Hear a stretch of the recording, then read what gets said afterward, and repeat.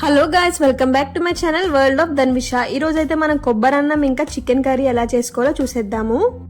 First అయితే కొబ్బరి అన్నంకి కొబ్బరి పాలు అయితే మనం తీసుకుందాము. ఇక్కడైతే నేను ఒక కొబ్బరికాయని తురుములా చేసుకొని మిక్సీ కొట్టాను. దాన్నేమి ఇప్పుడు ఫిల్టర్ చేసుకుంటున్నాను. ఇన్ని పాలు అయితే నాకు వచ్చినాయి. కాదంటే మీకు ఇంకా కొంచెం ఎక్స్ట్రా పడుతుంది అంటే కొంచెం వాటర్ యాడ్ చేసుకోవచ్చు. తర్వాత రైస్ అయితే నేను నానబెట్టుకున్నాను, బాస్మతి రైస్. అందులో కొంచెం నెయ్యి అయితే వేసాను. నెక్స్ట్ ప్రాసెస్ ఏంటో చూసేద్దాం. ఒక గిన్నె తీసుకుని అందులో నెయ్యి అయినా నూనె ఏదైనా యాడ్ చేసుకోవచ్చు. అందులో మనం మసాలా దినుసులన్నీ వేసుకుందాము. చెక్క, లవంగం, ఇలాచి, బిర్యానీ ఆకు అండ్ అవన్నీ వేసుకున్నాక ఉల్లిపాయ, పచ్చిమిర్చి వేసుకొని మనం దీన్ని బాగా ఫ్రై చేయనిద్దాము. తర్వాత కొంచెం జీడిపప్పులు కూడా యాడ్ చేసుకుందాం టేస్ట్కి. ఇవి బాగా ఫ్రై అవ్వాలన్నమాట. ఇవి బాగా ఫ్రై అయినాక మనం ఇప్పుడు అల్లం వెల్లుల్లి పేస్ట్ అయితే యాడ్ చేసుకున్నాను. ఇక్కడ నేను అల్లం వెల్లుల్లి పేస్ట్ కూడా పచ్చివాసన పోయే వరకు బాగా ఫ్రై చేసుకోవాలి. తర్వాత ఒక టమాటాని కట్ చేసుకొని యాడ్ చేసుకుందాము. టమాటా బాగా మగ్గే వరకు మనం అయితే మూత పెట్టుకొని ఉంచుకుందాం కొంతసేపు. అండ్ చూడండి, ఇప్పుడైతే టమాటా బాగా మగ్గింది కదా. ఇప్పుడైతే మనం దీనిలో కొంచెం కొత్తిమీర అయితే యాడ్ చేసుకుందాము.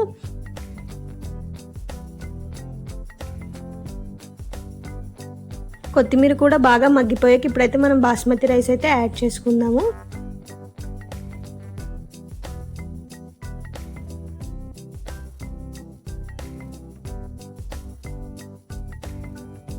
దీన్ని బాగా కలుపుకొని ఒక 2 మినిట్స్ అయితే ఇలానే ఉంచుతాం స్టవ్ మీద. నేనైతే ఈ లోటా నిండా బాస్మతి రైస్ అయితే తీసుకున్నాను. సో దీనికి 1.5 ఏమో మనం కొబ్బరి పాలు తీసుకున్నాం కదా, అవైతే యాడ్ చేసుకుందాం ఇందులో.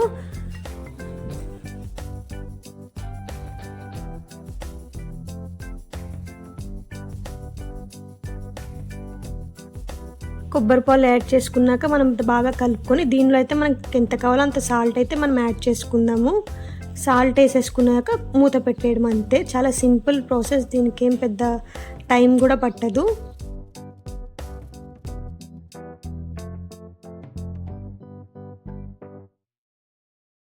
ఒక 10 మినిట్స్ అయితే అవుతుంది. ఎంతవరకు వచ్చింది చూద్దాం. చూడండి, సగం ప్రాసెస్ అయితే అయిపోయింది. ఇంకా ఒక 10 మినిట్స్ ఉంటే అయిపోద్ది మొత్తం. అండ్ ఇప్పుడు మూత అయితే తీసి చూద్దాం 10 మినిట్స్ తర్వాత. చూడండి ఎంత బాగా వచ్చిందో. ఇప్పుడు మనం జస్ట్ పైన కొత్తిమీర అయితే గార్నిష్ చేసుకుందాము. కొత్తిమీర చల్లుకొని ఇంకా కట్టేయడమే. చూడండి ఎంత విడివిడిగా ఎంత బాగా వచ్చిందో. చాలా సింపుల్గా 1/2 అవర్ కూడా పట్టకుండానే అయిపోతుంది. చికెన్ ఎలా చేసుకోవాలో చూసేద్దాం మనమైతే. ఫస్ట్ అయితే ఆనియన్స్ ఇంకా పచ్చిమిర్చి ఫ్రై చేసుకుందాము. ఇక్కడ ఇలాచి కూడా ఒకటి వేసాను. బాగా ఫ్రై అయిన వరకు ఉంచుకుందాం. చూడండి బాగా ఫ్రై అయింది కదా. ఇప్పుడైతే మనం అల్లం వెల్లుల్లి పేస్ట్ అయితే 2 స్పూన్స్ అయితే యాడ్ చేసుకుందాము. ఇది బాగా పచ్చివాసన పోయే వరకు ఫ్రై చేసుకుందాం.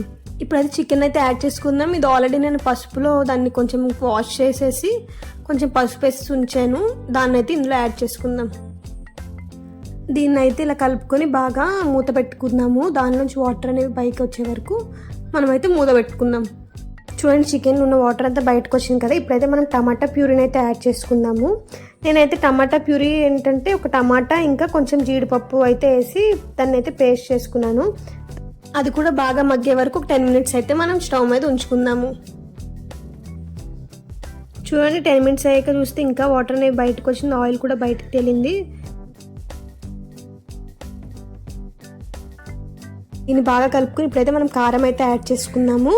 చూడండి, ఇక్కడైతే నేను 3 స్పూన్స్ కారం అయితే యాడ్ చేసుకున్నాను. మీకు ఎంత కావాలంటే అంత మీరు యాడ్ చేసుకోండి. అండ్ ఇక్కడ 1.5 స్పూన్ అయితే నేను సాల్ట్ని అయితే యాడ్ చేస్తున్నాను. మీ టేస్ట్ని బట్టి మీకు ఎంత సరిపోతుందో అంత మీరు వేసుకోవాలి.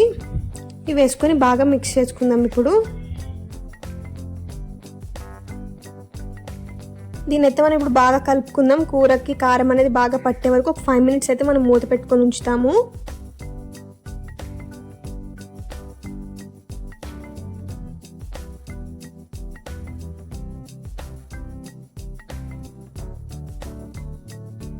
చూడండి, కూర అనేది బాగా దగ్గరికి అయింది కదా. ఇప్పుడైతే మనం వాటర్ని అయితే యాడ్ చేసుకుందాం. మనకి ఎంత కావాలంటే అంత వాటర్ని అయితే గ్రేవీని బట్టి మనం యాడ్ చేసుకోవాలి.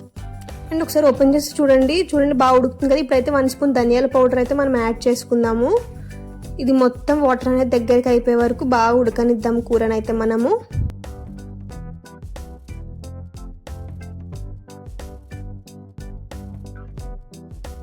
చూడండి, కూర అనేది కొంచెం దగ్గరికి అవుతుంది కదా, బాగా దగ్గరికి అయింది. ఇప్పుడైతే మనం కొత్తిమీరని అయితే యాడ్ చేసుకుందాము.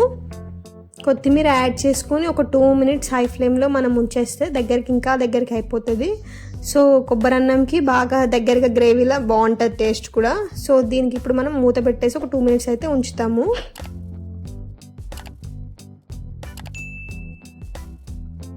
చూడండి మన కర్రీ అయితే మనకి రెడీ అయిపోయింది. ఇంకా స్టవ్ ఆఫ్ చేసుకోవడమే. ఇంతేనండి, చాలా సింపుల్ కొబ్బరి అన్నం చికెన్ కర్రీ రెడీ అయిపోయింది, చాలా టేస్టీగా. అండ్ మన ఛానల్ అయితే లైక్, షేర్ అండ్ సబ్స్క్రైబ్ మర్చిపోకండి. And thank you for watching guys.